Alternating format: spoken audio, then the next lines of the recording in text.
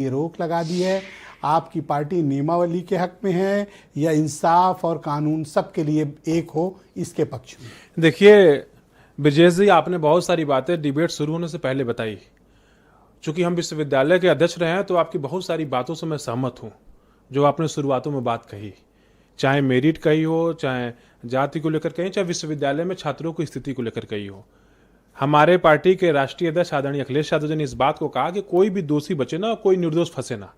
उनकी बात से हम लोग भी सहमत हैं। ये तो सेफ प्ले है। नहीं, ये सच्चाई है कि विश्वविद्यालय के अंदर अगर कोई इस तरीके का कार्य करता है तो वो जो दोषी हो वो बचे ना, लेकिन कोई निर्दोष अगर उसमें फंस जा रहा है तो वो भी फंसाए ना जाए।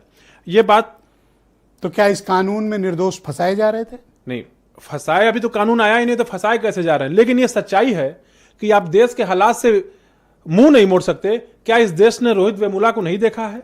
क्या इस देश ने पायल ताड़वी को नहीं देखा है या दर्शन सोलंकी को नहीं देखा है? आपने अगर इन सभी छात्रों को देखा हो, इन सारे छात्रों ने आत्महत्या की है।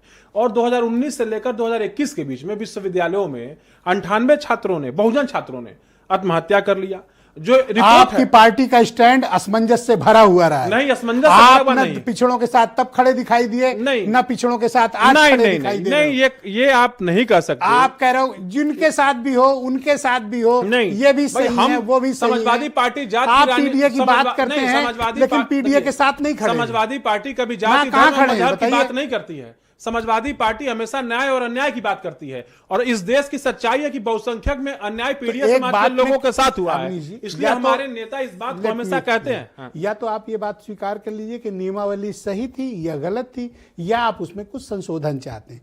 आप दोनों छोर पर नहीं खड़े हो सकते कि हमारा ये भी है, हमारा वो भी है।